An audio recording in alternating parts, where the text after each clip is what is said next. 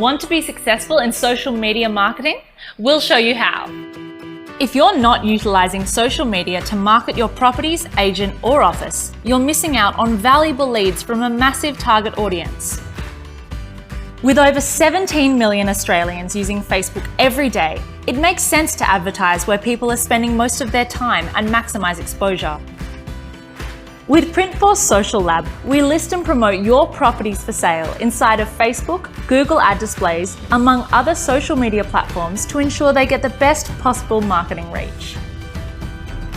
By unlocking the power of Facebook's behaviour-based targeting, Printforce Social Listings technology is able to deliver your properties to the most relevant people in the market, whether that's a first home buyer, an investor, or potential vendor. But the benefits don't stop there. A target audience is selected based on Facebook data and your own audience parameters. Potential buyers can easily like, share, browse property details, and register for your open home, all within their preferred online space, Facebook. At the same time, you'll get comprehensive reporting to show your vendors exactly how well their property is performing. With Printforce Social Lab, our goal is to get the best possible price for your properties. We do this reaching interested buyers at the right time through a medium they use every day. It's fast to get listed and there's no setup required. So whether you want a sophisticated digital marketing campaign to refresh your brand or want to promote your vendors' properties, we have tailored packages to suit your needs. It all starts with being social. Contact us today.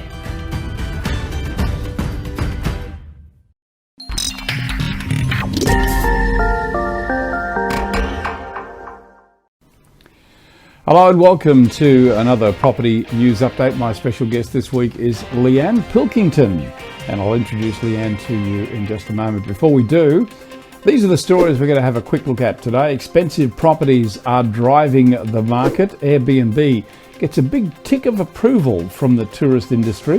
The ultimate property status symbol. Would you trust artificial intelligence to give you a valuation on your property? Don't know, we'll tell you about that.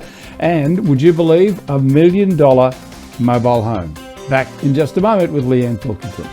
Did you know you can save up to 70% on your staff costs by outsourcing the low-value, repeatable tasks so your team can focus on growing your business? Beepo is an outsourcing provider focused on the real estate industry. With an English-speaking, tertiary qualified and fully trained team in the Philippines, Beepo will give your business the boost it needs to start growing and returning value to you.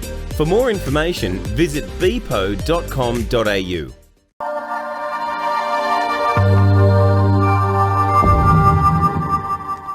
Welcome back to the show. My special guest is Liane Pilkington, and as you'll see, Leanne is the head of the Real Estate Institute of New South Wales. Hello, Leanne. There's a bit of a giveaway behind you there. I know.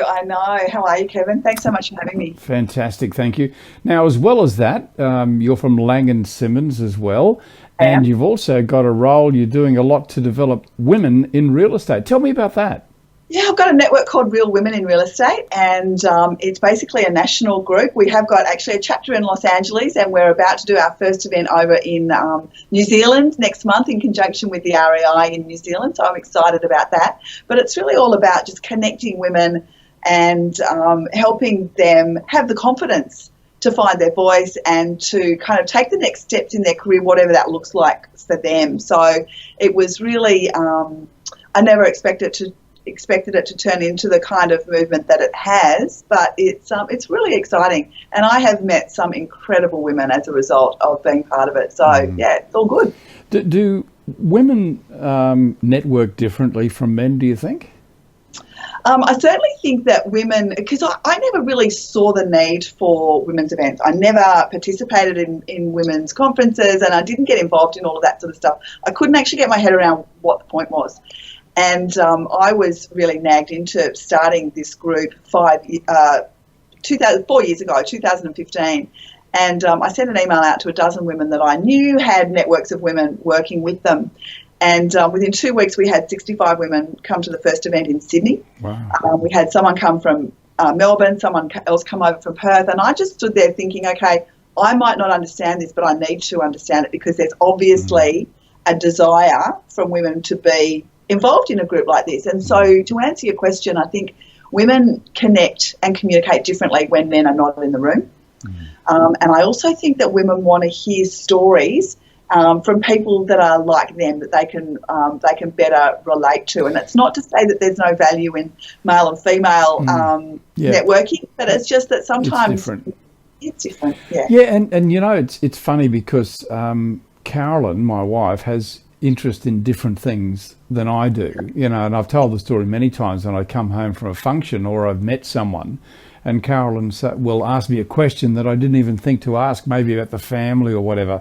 So I do appreciate that. I respect it, and, you know, happy to support. And we are going to support you too, by the way. I want to see us develop that through our suite of programs as well. So we'll talk more about that later. I'm excited to talk about that. Okay, let's get down to business. We'll have a look at our first story. This one comes from Property TV. It's a story we're currently running. There's a link below to have a look at. It's written by Tim Lawless. An interesting insight into a different way to look at the market. And I guess, if anything, Leanne, it highlights how different the market is in different locations. Yeah, absolutely, no doubt about that. And it's important not to just think that the market in Sydney or Melbourne is the same all over Sydney and Melbourne, and the same is for every single capital city. We have so many different markets, and we can be experiencing different conditions in the same city all at the same time. Yeah, the thing I liked about this article was that Tim, in his research, and his team at CoreLogic went through and broke the markets up into quartiles. And it's interesting to notice that Sydney and Melbourne are very strong in the upper quartile, whereas Brisbane is more median. Adelaide was much the same. Perth, very, very different. And it was also interesting to see how some of the markets are very volatile, like Sydney as an example. Very high highs and very low lows when it drops off. Yeah, that's for sure. And I think the interesting thing to note with the upper end of the market in Sydney in particular, that's where we saw the biggest decrease. Yes. Over the last couple of years. We saw our peak in July 2017, and we've had a significant decrease, you know, between 10 and 15, maybe a little bit more percent depending on where you are. And certainly the upper end of the market in Sydney had bigger decreases. And when it's a bigger decrease on a bigger number, that, you know, makes a big difference to your ability to buy, right? Yeah, well, I was talking to Simon Presley from Propertyology, and he threw up an interesting example of how a 4% drop in Launceston can represent 15,000, but a 4 or 5% drop in Sydney can represent about 115,000. So it really is big swings. Yeah, so you're going to be totally. And the last 3 months we've seen it's about a 3.5% increase in 3 months we've seen in Sydney, which is significant in that short period of time. So that, of course, is being driven by lack of stock. Yeah. And we are seeing that lack of stock pretty much across the board. Okay, before we go to our next story, just a reminder that Real Estate Talk is out tomorrow, so watch out for that. Some stories that we're going to be covering. We are a nation of property fanatics, and we'll pick up on that story that we've just been talking about now. A little bit more on that. We'll talk to Tim Lawless. Investors turn to non-bank lenders, depreciation deductions that everyone can see. And that's to do with the block, if you're following the block. Automation lowers landlord costs, and Brisbane heads into, would you believe, unit undersupply. Years and years and years we have been talking about unit oversupply in Brisbane, and now we're talking about a unit undersupply. Swings and roundabouts. Amazing, isn't it? That's crazy. That's absolutely crazy. Okay, to our next story.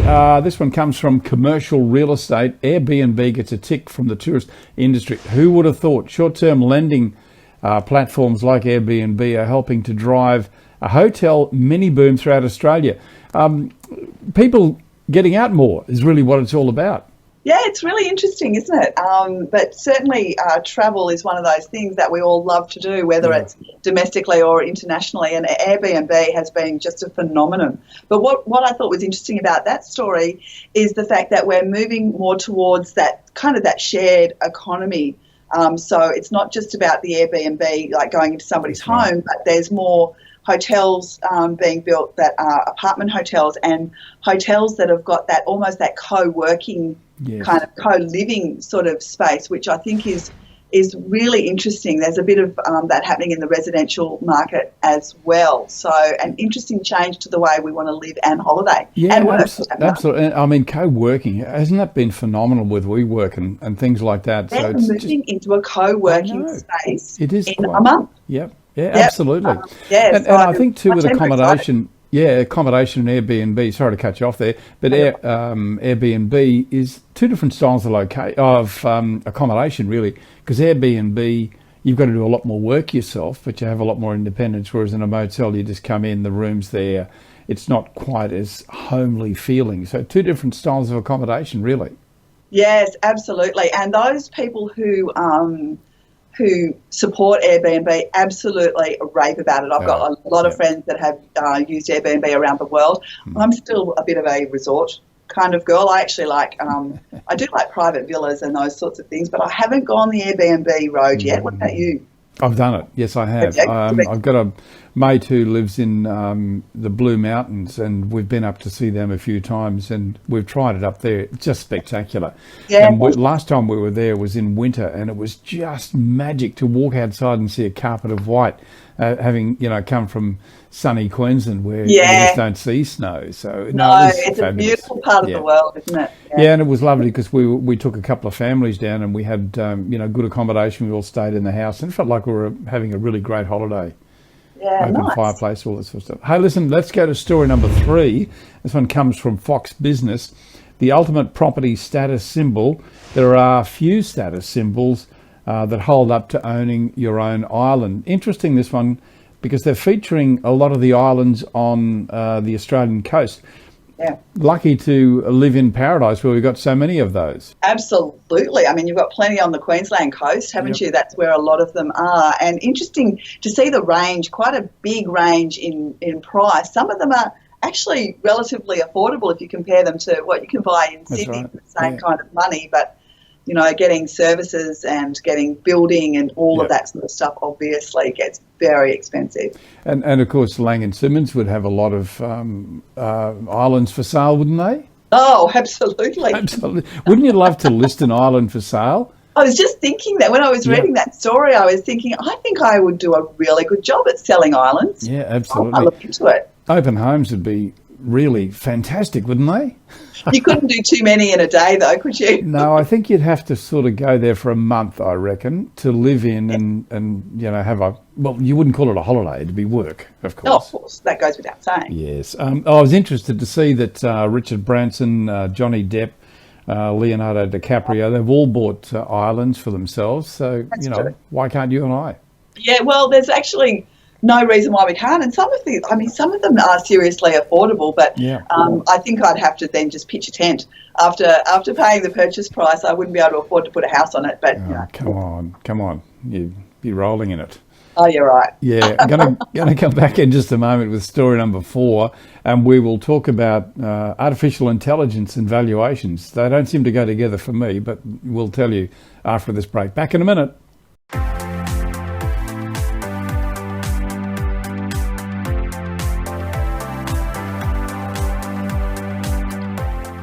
Your business card is a vital selling tool and a constant visual reminder of who you are, what you do, and more importantly, how you can be contacted.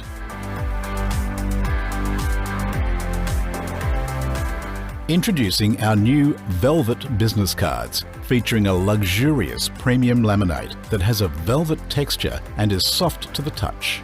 Printed on a resilient 450 GSM card, these cards can be printed with a range of spot gloss and foiling options to give your office that prestigious look.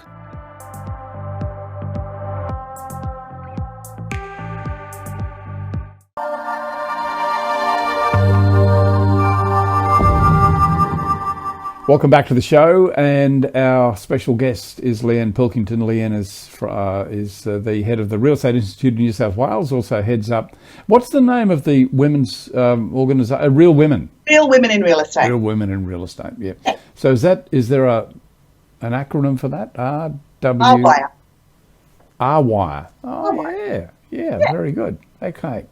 And is there a website we can go to and have a look at? It is rwire.com.au. And so it's got all of our events around the country. And we've also got some female speakers. One of the things that I noticed was it was really hard as a conference organiser myself, hard to find women who are prepared to get up on stage and share their stories. So I've started collecting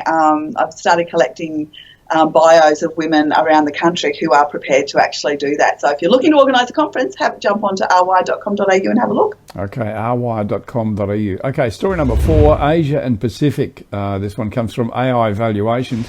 Using artificial intelligence, Value Australia compiles research and data analytics to deliver accurate and efficient property valuations without using a person. Oh, I tell you what, a lot of valuers are not going to be happy with this. We've seen desktop valuations, but this is sort of going to a different level, isn't it? It really is going to the next level. And you're right, we have seen a massive change in the valuation space over years. That was actually my first qualification when I left school. I studied to become a valuer. Yeah, a long time ago now. But back in those days, it was actually quite a lucrative career, whereas now, certainly as far as residential valuations go, it's a real churn. And there is much more automation in that space. But I know when you're talking to agents in open homes, people that are coming through are using some of the banking price guides that you get on all of those different sites. And some of them are okay, but others are quite inaccurate. And it's all going to depend on the changes that the actual homeowner has made that you're not going to know unless somebody tells you or you actually go and visit the property yourself. Yeah, there's one ad in particular, one television ad that really annoys me. It's one of the banks, and you probably know the one I'm talking about, where the agent looks like an absolute dummy and pretending that the buyers know all about the value and, yes. So, I mean, it's just a falsehood. It's not right. Indeed. Every time we see that ad at home, my husband says, "Whippy, what are you going to do about that ad?" Yeah, I know. Yeah, well, we bang on about it on our show, so maybe we'll get the message across there somehow. Yes, maybe. Okay, we'll go to our last story, and this is an absolute cracker. This one comes from Top 10 Real Estate Deals. It's a great website, and we get a lot of good stories from them too. This one is no exception. But have a look at this. We're going to feature this house, the hot pink house on wheels in a mobile home park that attracts celebrities who could, let's face it, live anywhere and afford to buy anything in the world, but they choose to live in Paradise Cove. Over to you, Leanne.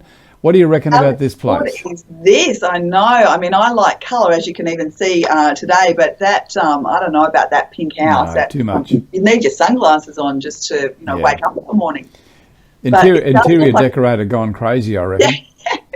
Yeah, I do have some of Betsy Johnson's shoes, in fact. So she's a crazy designer. Yeah. Well, you can see that on this place here, but it's interesting because this place, Paradise Cove, is the most glamorous mobile park in the United States, I would guess in the world, when you're looking at paying about $1 million. There's only 265 homes there, but they actually... And it's a gated kind of community, right? They've got security in and out, but it's right on the beach. It does look like a really beautiful spot. It's all about location. That's exactly right. It's in Malibu, yeah. And I believe that Pamela Anderson, if you can believe the article, Stevie Nicks and Matthew McConaughey have all lived there at some stage. Yes, I know. That's incredible. I'm not quite... can't get my head around why that would be because it didn't indicate that it was their holiday homes, right? It was where they were actually living. So I reckon it was probably between becoming no one and before someone. They were famous. Yeah, that's right. Yeah, maybe or between houses. Yeah, like I'm just going to go to my caravan park now and catch up with Matthew McConaughey. I just can't see that happening somehow. I agree. Hey, Leanne, it's been great talking to you. Thank you so much for your time. We're going to have you back on the show again real soon. Want to see you talking to some great real estate people in that venue where you are right now. That'll be exciting. Yes, I'm really looking forward to getting that, to doing that. That's going to be a lot of fun. Yeah, just a sneak preview. We're going to be talking, or Leanne will be talking to some of the top real estate people in the state in New South Wales who've won recent awards for REWA New South Wales, or REI NSW. Is that RE? Not it's REI NSW. It's not quite as easy as some of the other states, is it? No, REIQ, REI NSW, REI Vic. Yeah, anyway. But Leanne is going to be back and will be a regular. Leanne, great talking to you. Thank you very much. And Leanne, of course, also from Lang & Simmons. Thanks, Leanne. Absolute pleasure. Thanks for having me.